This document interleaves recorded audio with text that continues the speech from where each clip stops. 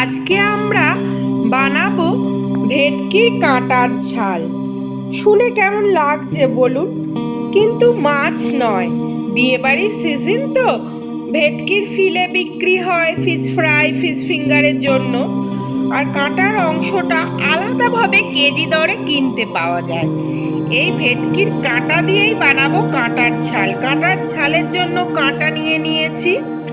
আর এইদিকে মশলার জন্য নিয়েছি একটা পেঁয়াজ, 4টে কাঁচা লঙ্কা, 8-10 কোয়া রসুন, একটা বড় টমেটো, আদা ও গোটা এলাচ ও দারচিনি একসঙ্গে মিক্সিং গ্রাইন্ডারে বেটে নেব। আর একটি পেঁয়াজ কুচো করে নিয়েছি, ভেজে দেব।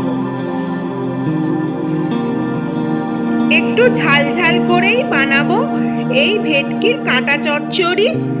কড়াইয়ে সর্ষের তেল গরম করে নিয়েছি, মাছ সহ কাঁটাগুলো ভেজে নেব।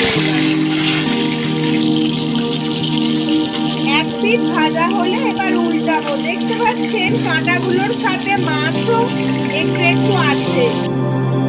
ভেটকি মাছের কাঁটাগুলো সুন্দরভাবে ভাজা হয়ে গিয়েছে। সুন্দর কাঁটাগুলো ভাজা হয়ে গেছে দু পিঠ। এবার তোলার পালা, তুলে নেব আমরা। ওই তেলে একটা পেঁয়াজ ভেজে নেব। পেঁয়াজটা লাল মতো একটু ভাজা হয়ে গিয়েছে। বাটা মশলাটা যোগ করব। এই দেখুন, বাটা মশলাটা যোগ করলাম। এবার ভালো করে কষাবো। একটা পেঁয়াজ, আদা, একটা টমেটো, 4টে কাঁচা লঙ্কা আর 10 কোয়া রসুন ও গোটা গরম মশলা সহযোগে যে মশলাটা হয়েছিল সেই মশলাটা কষাবো। স্বাদ মতো লবণ ও হলুদ দিলাম, আপনারাও দেবেন। দিয়ে মিনিট 5 মতো সুন্দর কষাবেন। মশলা কষানো হয়ে গিয়েছে, এবার জল দেব।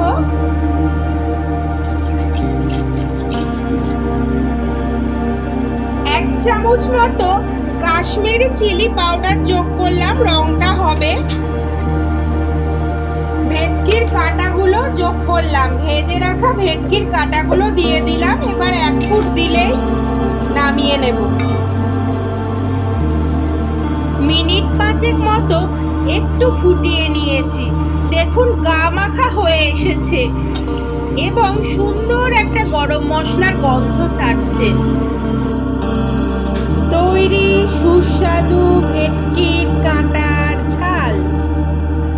তাহলে রেসিপিটা দেখে নিয়েছেন, অবশ্যই বাড়িতে বানাবেন আর জানাবেন কেমন হয়েছে।